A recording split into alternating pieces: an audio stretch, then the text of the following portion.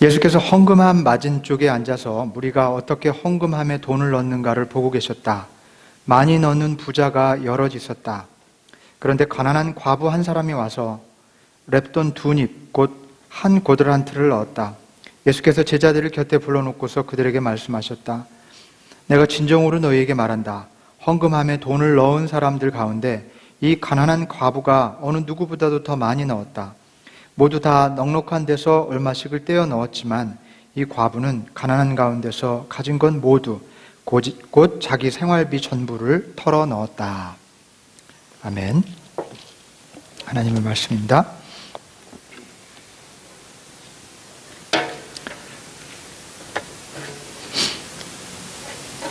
고대 중동 지역에 살아가는 과부는 가난한 사람들 중에서도 가장 가난한 계층에 속하는 사람들이었습니다.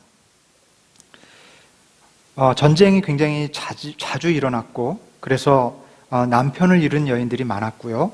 그리고 가부장적인 사회 관습과 문화 때문에 버려지는 여인들도 상당히 많았습니다. 게다가 여인들이 생계를 꾸려갈 만한 그런 일자리를 찾기가 많이 어려웠고요. 그래서 경제적으로도 심한 고통을 겪었던 계층이 바로 이 과부들이었죠. 만일에 이혼 증서를 써주지 않고 쫓겨난 여인들 같은 경우, 그런 여인들은 잘못된 악한 남자들에 의해서 또 폭력을 당할 수도 있는, 굉장히 사회적으로 우리가 오늘날 생각하는 것보다 훨씬 더 열악한 삶을 살아야 했던 사람들이 과부였습니다. 초대교회에 처음으로 제자들이 함께 모여서 신앙생활을 할 때 그때 했던 두 가지 사역이 예수께서 그리스도라고 하는 사실을 전하는, 복음을 전하는 일과 또 한 가지가 과부들을 보호하고 구제하는 일이었습니다. 아주 굉장히 심플했습니다. 교회의 사명이 복음을 전하고, 그리고 가장 가난한 사람들, 즉 과부들을 보호하고 구제하는 일. 이런 것만 봐도 그 당시 과부들의 삶이 얼마나 피폐한 삶이었는지, 그리고 가장 가난한 계층이었는지를 금방 알 수가 있죠. 오늘 본문의 이야기는 마가복음 11장에서부터 이제 시작되는 예루살렘 성전을 배경으로 벌어진 사건과 논쟁들의 끝부분에 위치해 있는 그런 말씀입니다. 예수님이 성전에 이렇게 나타나시자 유대교의 지도자급에 해당되는 모든 계층의 사람들이 예수님한테 다가와서 각각 자기들에게 가장 중요하다고 생각되는 굉장히 까다로운 질문들을 쏟아놓습니다. 대제사장들과 장로들은 누구로부터 내가 권세를 가지고, 누구의 권위를 가지고 이런 말을 전하느냐, 권세의 문제를 파고들었고요. 또 바리새인들과 헤롯 땅 사람들은 좀 정치적인 이슈를 가지고 예수님께 질문을 던지고, 사두개인들은 부활의 문제를 그렇게 문제를 제기했죠.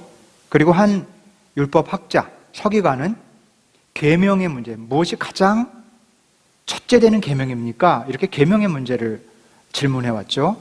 이 마가복음 11장부터 쭉 이어지는 이런 질문들에 대해서 예수님은 굉장히 지혜롭게, 단호하게, 권위 있게 말씀을 하셨고, 그들은, 질문을 던졌던 사람들은 이거 까다로운 질문이니까 잘 해답을 못 줄 거야 기대했고, 또 좀 거기에 함정처럼 빠지기를 원했지만 오히려 질문을 했던 본인들이 입을 다물 수밖에 없는 그런 상황이 되고 말았어요.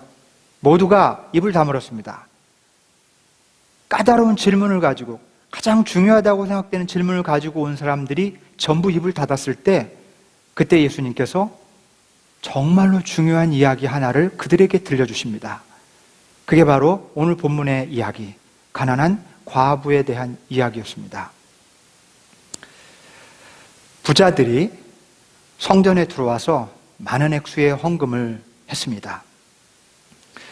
종교를 중심으로 이루어진 사회에서 부의 혜택을 가장 많이 받는 사람들은 당연히 제사장이나 장로들이었습니다. 장로라는 계층은 우리들이 잘 알지 못하지만 굉장히 유대 사회 안에서 어른 역할을 하는 종교적이고 사회적이고 또 윤리적으로 엘더를 장로라고 불렀습니다. 굉장히 이들이 중요한 역할을 했죠.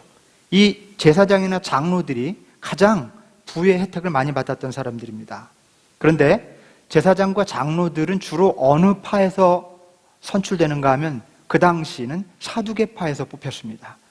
사두개파는 바리새인들에 비해서 굉장히 소수였지만 예루살렘의 부동산의 거의 90%를 가지고 있는 지주계층이었어요. 그러니까 이미 많은 돈을 가지고 있고 땅의 권리를 가지고 있고 땅으로부터 세를 받는 사람들이었기 때문에 그들 가운데서 뽑힌 제사장과 장로들, 그들이 가장 많은 돈을 가지고 있었고 부자였다는 사실입니다. 지금 성전에 들어와서 많은 액수의 헌금을 하고 돌아간 사람들은 바로 이 사람들이었습니다. 그리고 나서 곧 이어서 가난한 과부가 이제 성전에 들어옵니다. 그리고 자기에게 있던 2렙돈, 동전 2닙을 헌금함에 넣습니다. 렙돈은 헬라 그리스식 화폐 단위인데요. 그 원 렙돈이 그 미 달러로 약 한 70센트, 한화로 한 780원 정도. 그러니까 2 렙돈은 2달러가 안 되는 아주 굉장히 적은 액수죠. 그런데 예수님은 이 여인이 누구보다도 많이 헌금했다고 그렇게 말씀하십니다. 부자는 넉넉한 중에 얼마를 떼어서 넣었지만 과부는 자기가 가진 것 모두를 넣었기 때문이라고 그렇게 설명을 하시죠. 여러분, 오늘 가난한 과부가 드렸던 동전 2닙, 2렙돈의 의미를 좀 우리가 깊이 생각할 수 있으면 좋겠습니다. 마음에 새길 수 있으면 좋겠습니다. 2렙돈, 동전 2닙이 가진 그 영적인 의미. 제가 처음 이제 목회를 하러 강원도 양양이라는 곳으로 갔습니다. 언제나 처음은 그리운 곳이잖아요. 추억도 많고 참 애틋한 일도 많고. 그때 처음 목회했을 때는 저 총각이었어요. 결혼도 하기 전이었고 막 20대를 벗어나서 30대에 접어들었을 때 목회를 시작했어요. 서울에서 살다가 강원도 맨 끝 양양 하조대 낙산 바로 바닷가 앞이었죠. 거기서 이제 목회를 시작했는데 그때 참 작은 교회였는데요. 잊을 수 없는 분들이 참 여러 분 계십니다. 지금도 생각해보면 한 분 한 분에 대한 이야기를 다 이렇게 기록해 놓아도 참 소중한 이야기들.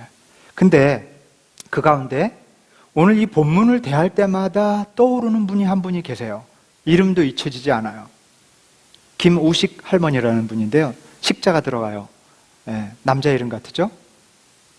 이 할머니는 그 당시에 이미 70세가 넘으셨어요. 30세니까 지금으로부터 한 20년 전인데 벌써 굉장히 아득한 옛날 같고 오늘날 70은 청춘이시잖아요. 근데 이미 이분은 70이 넘으셨는데 못 들으세요. 못 들으시니까 말도 잘 못하시고 게다가 이도 전부 빠지셨어요.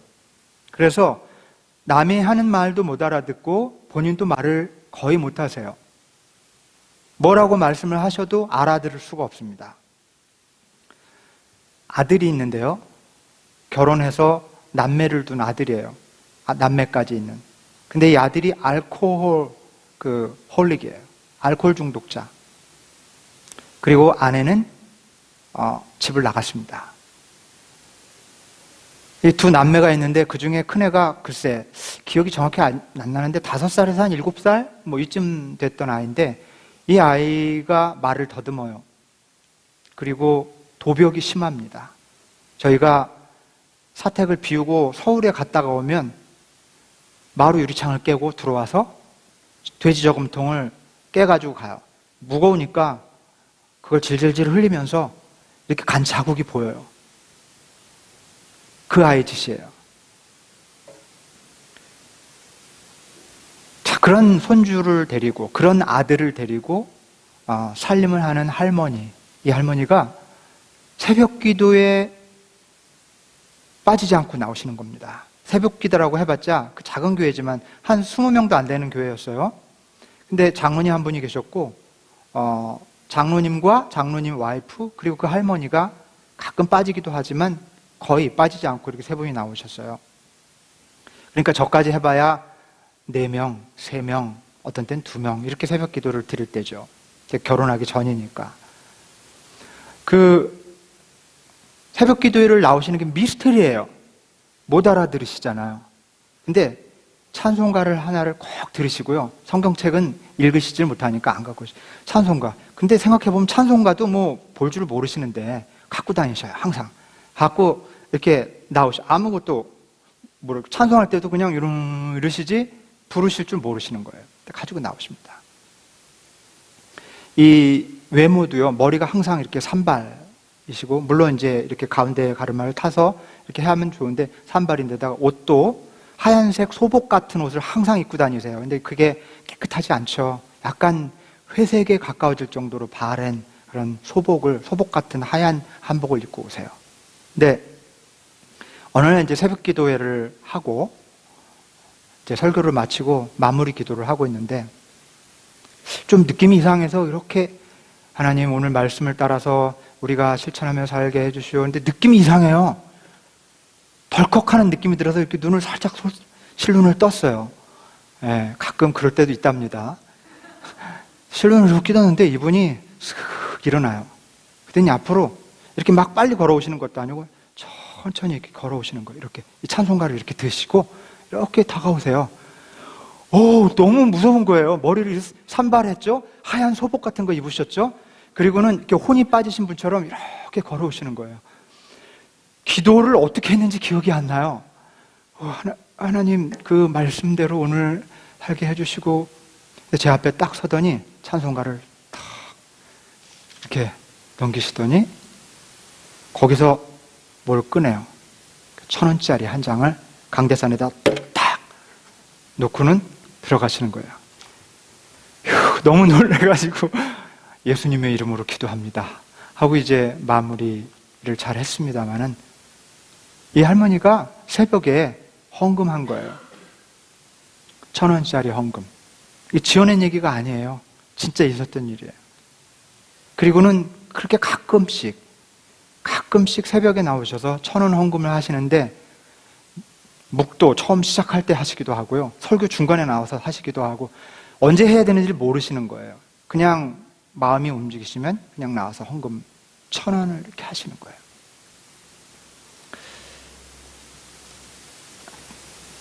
저희가 결혼을 이제 제가 거기서 1년 이상 총각으로 목회하다가 결혼을 하게 됐어요.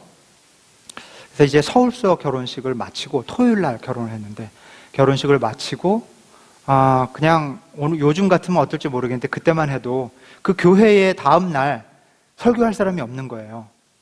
그래서 그 결혼식을 마치자마자 그냥 바로 내려왔습니다. 강원도로. 그래서 첫날 밤을 강원도에서 보냈어요. 그리고는 다음 날 아침에 이제 예배를 인도하고 설교까지 했어요. 얼마나 쑥스럽든지요. 결혼하고 첫날 밤을 보내고 다음날 설교하려니까 뭔 설교했는지 지금도 그 상황이 돼도 무슨 설교를 했을까 생각이 안 나요.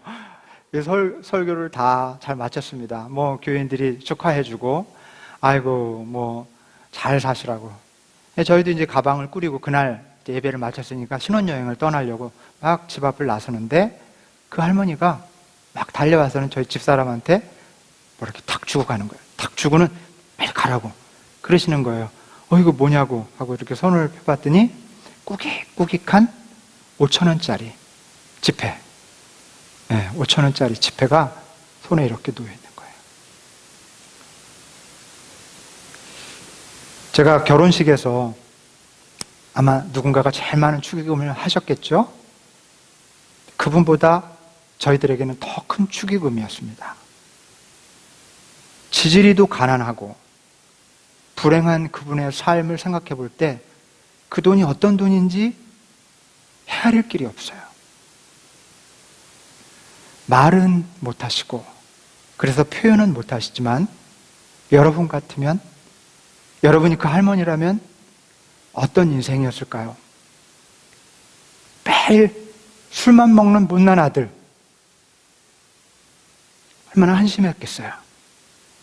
토끼 같은 애들 놔두고 집 나간 며느리가 얼마나 원망스러웠을까요? 매일 도둑질하다가 들켜서 얻어맞고 터지고 싸우고 욕먹고 얻어맞고 돌아오는 손주 녀석들을 볼 때 할머니 마음이 어땠을까요? 얼마나 속상하셨을까? 말이라도 하면 누군가에게 쏟아놓기라도 하지. 들리기라도 하면 좀 어떻게 이해라도 하지. 이 할머니의 삶은 얼마나 외로운 것이었을까?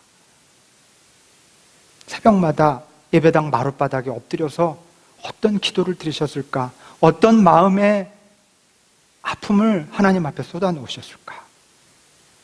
어떤 한많은 기도를 드리셨을까?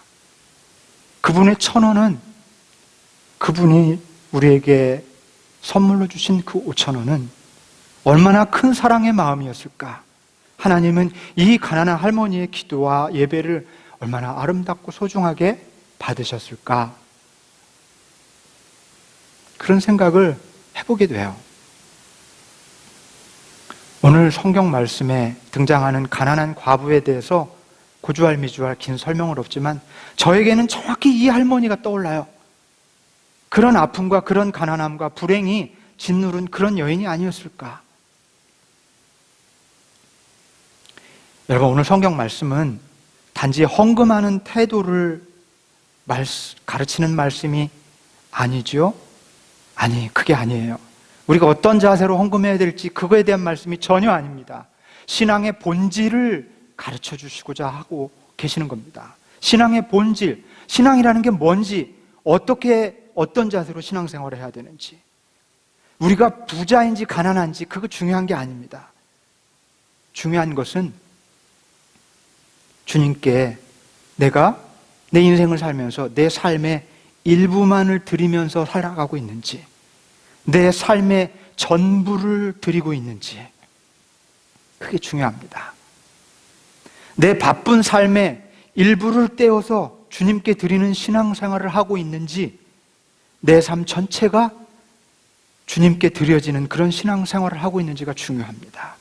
여러분, 중요한 것은 주님께 정말 내 마음의 가운데 토막을 드리면서 그런 신앙생활을 하고 있는지, 내 마음의 잔가지 같은, 주변 같은, 내 마음 쓰고 남은 나머지만을 드리는 신앙생활을 하고 있는지, 바로 그겁니다. 만일 우리가 바쁘다는 이유 때문에 그저 시간이 나면 예배드리고 기회가 되면 성경을 읽고 그저 필요할 때마다 기도하는 생활을 하고 있다면 우리는 넉넉한 가운데 일부만을 넣는 이 부자들과 다름없는 사람들입니다.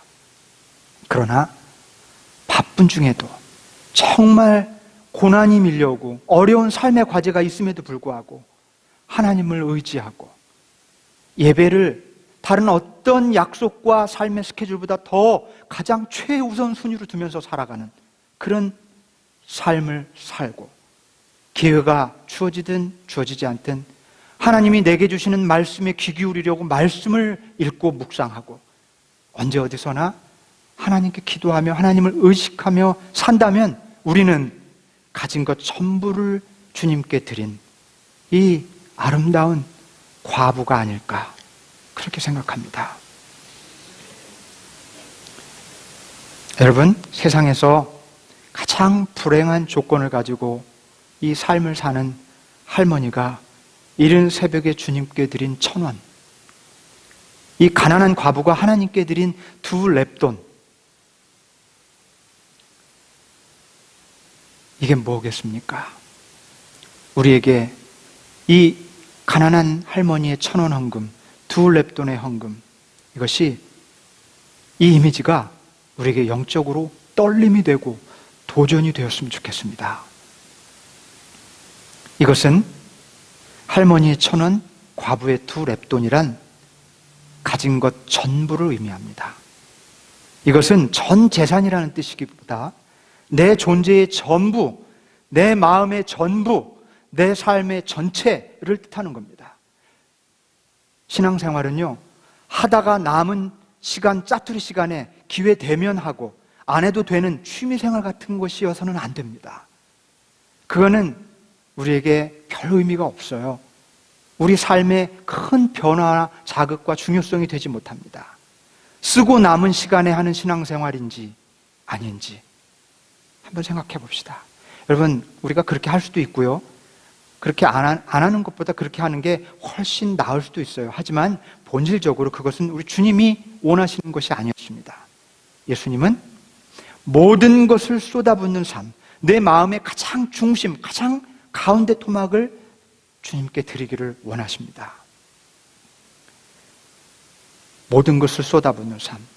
밭에 보화가 묻혀 있다는 것을 아는 사람은 자기의 전 재산을 팔아서 그 밭을 사지요? 여러분 같으면 그러지 않겠습니까? 요 옆집에 지하에 금은 보화가 묻혀 있는 것을 어떻게 알았어요? 그러면 그 집 빚을 내서라도 사겠죠? 모든 것을 들여서 삽니다. 그와 같대요. 하나님 나라는. 하나님 나라의 삶을 사는 사람은 그와 같이 산대요.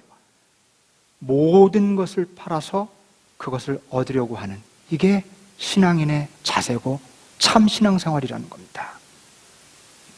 사랑하는 교회 여러분, 기왕이면 우리 예수를 믿되 가진 것 중에 일부를 떼어드리는 신앙이 아니라 가진 모든 것을 주님께 드릴 수 있는, 모든 것을 털어넣는 신앙인이 됩시다. 내 삶의 일부만 인벌브된 신앙생활 아니라 내 삶 전체가 인벌브된 신앙생활 합시다. 내 마음의 일부분만이 아니라 내 마음의 가운데 토막을 전부 드리는 신앙생활 한번 해봅시다. 그래야 진짜 영적인 삶을 살 수 있고 진짜 신앙인이 될 수 있고 진짜 예수 그리스도를 따를 수 있습니다. 넉넉한 가운데서 일부를 드리는 부자가 아니라 가진 건 모두를 드리는 가난한 신앙인이 되실 수 있기를 주의 이름으로 축원합니다.